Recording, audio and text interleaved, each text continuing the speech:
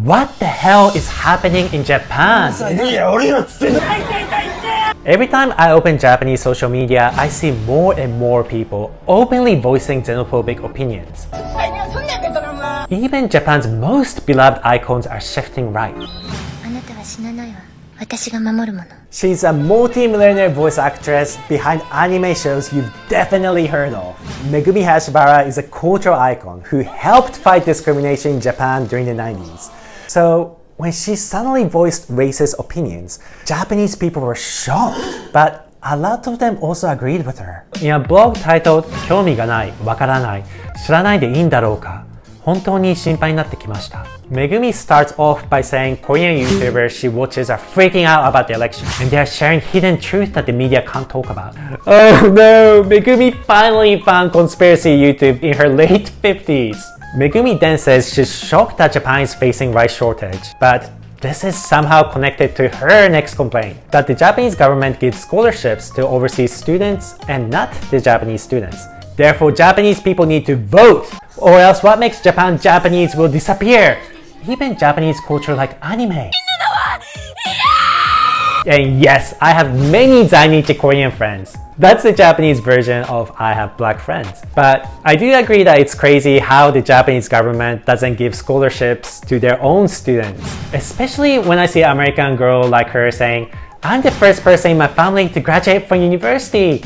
I got full scholarship in Japan, yay! How do you think she thanks the great country of Nippon? By going viral, posting videos saying how racist and stupid Japanese people are. These are cons of living in Japan. Japan has a very strong history of discrimination and racism. We need more Black American scholars in Japan. Let's go back to Megumi's blog, where she then complains about rude Airbnb guests and tourists. And this next section is a bit that caused the most controversy. 日本ザリガニがあっという間に外来種に食われちゃったみたいになってしまう。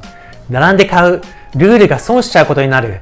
どこか特定の国を否定しているわけじゃない。Okay, so people were like, oh my god, Megumi called foreigners invasive species! She's a racist! But in this analogy, Japanese people are Japanese crayfish as well. We are all crayfishes in Megumi's world. But I find this bit to be funny because we all know she's talking about Chinese scalpers who seem to be on the news every week. 6時間並んだけど無理でした。海外の人が買い占めたんかなーって感じ。She finished the blog by saying Japanese taxes should go to the Japanese first. Period. This caused a massive controversy in Japan. On one end, people were saying what she is saying is correct, taxes should be used for the Japanese. But they didn't talk about which foreign expenditure they were against. And on the other end, people were saying she's Hitler, Trump, her freedom of speech needs to be restricted. Yes, Megumi is exactly like Trump. I can't tell them apart. But seriously, why are so many people relating to her? This is what's happening right now. I think many Japanese people are noticing that Japan is changing. I see many posts like this going viral these days. People complaining that a group of foreigners are gathering together in Japan. They say, this isn't like Japan anymore. Oh my god, even the signs are in foreign language. These posts of course go viral because others push back, saying there's nothing wrong with this. And you've probably seen those videos of tourists who treat Japan like it's their playground. And they won't stop. Because even if they get caught, they are showered with attention that they didn't get as a kid. Look how happy he is. Because of this, content creators are flooding Japan to monetize, making rural-oriented Japanese look uncomfortable. Yes, sir. Even if the tourists aren't being little Johnny Somalis, they are still jacking up the prices so the locals can no longer afford going to tourist destinations. 日本人観光客は見かけましたか？ No, not yet. オーストラリアに来たかと思った。日本じゃないなみたいな。日本人が手を出せるっていう感じの物価じゃないから5000円以上しました。シンガポールではこの値段では食べられません。なんかミニ丼高。まあでもしょうがないよね。Fine, locals can't enjoy their own culture anymore. But at least Japan is still safe, right? So safe that kids can go buy groceries on their own, like in that hit Netflix show. So just for you guys, I actually did check, but crime rate-wise, the percentage of crimes committed by Japanese nationals and foreign nationals are actually the same. And sure, we have our own homegrown psycho criminals. But now we see foreign criminals getting arrested on a daily basis, which is again normal. The more foreign residents we have, the more foreign criminals we're gonna get in proportion. But people in general don't form their opinions based on hard data. And some of these crimes just didn't happen in Japan before, including Nepalese and Indians throwing curry spice into the eyes of their victim to steal from him, or a Chinese tourist filming and chasing Japanese kids commuting. But more seriously, a Brazilian girl who came to Japan, telling her family how safe it is and she loved Japan. The next day, a Sri Lankan man killed her and burned her body to steal her phone. Let me just repeat that again. Killed over a phone in a wealthy country like Japan. This is when the public mood starts to shift, and very concerning trends start to appear.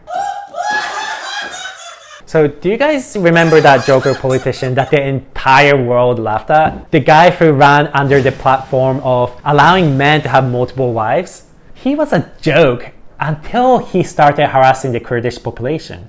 And now he's elected. And even more worrying, the political party Sanseito, their official English name is Party of Do-It-Yourself.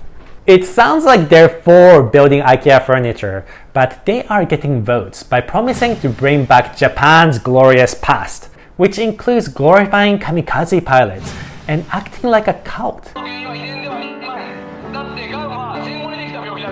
Ugh, I had enough of these walking daddy issues. Let's talk about something more pleasant but still relevant to Megumi, like Japan's favorite adult film. I'm of course talking about Aikoku politics, or patriotic corn, a type of media where foreigners, mostly white people, praise Japanese culture. Thank you, Japan. This type of content became popular as the Japanese economy stagnated, so they are designed to give a sense of pride to the Japanese viewers.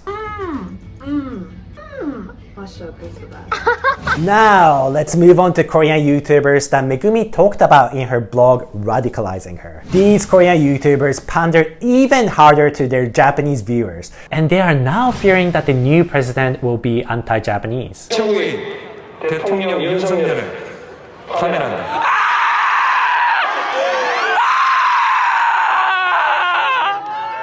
아빠 나 이 자파 나라가 나 너무 싫어. 일본 나가 살래.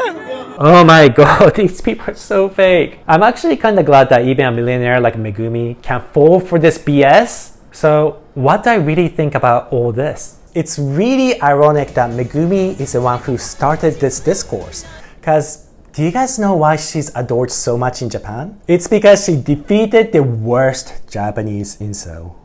Today, kids, grandpas, and even gays love anime. But this wasn't always the case. Back in the early 90s, Japanese media openly slammed geeks.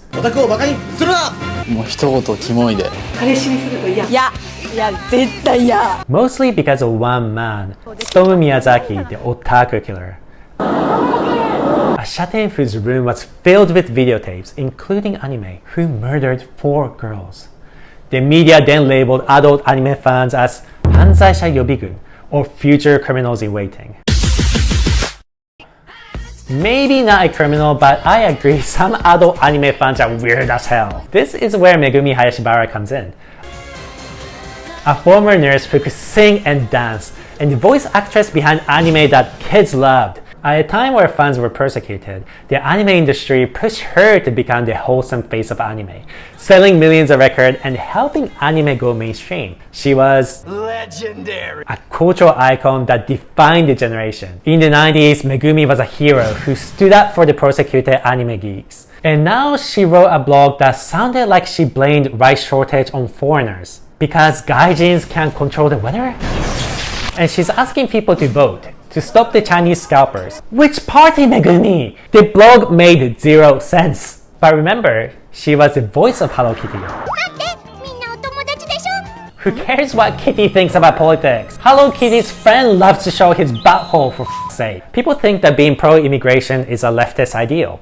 But in Japan, our very conservative government is the one pushing for more foreign workers and tourists for economy. But they didn't bother doing the most basic preparations, such as, I don't know, how about installing more trash bins instead of having a shocked Pikachu face when they see this? absolutely trashed. No Japanese, all English. And I also have to point out that back in the 80s, some Japanese companies had prostitution tours in Southeast Asia. And I've also traveled in Southeast Asia and met so many Japanese tourists who thought that they were better than the locals, treating these countries as their playground. It was very embarrassing. The only difference is, the police in those countries make Japanese petty criminals to apologize publicly. Look, if I wanted easy views, all I had to do was to say, immigrants are bad, kick them out, Megumi's 100% correct, we're all crayfishes. But I think a lot of these debates become complicated due to misinformation. Each side insisting that they are being gaslit. And unlike all the other YouTubers who lie and pander to their viewers, as an insider, I want to present all the facts as neutrally as possible so that we can have a dialogue with everyone and maybe even come up with a solution. Is that the kind of conversation that you want to be part of? Well, if you want to be part of that conversation, hit that subscribe button. Yes, I am just joking, but it'll be nice if you subscribe anyway, so I can see you in my next video, which is going to be either about Elon Musk's Japanese baby mama drama or why foreigners live in Japan, despite low wages and they're loving it.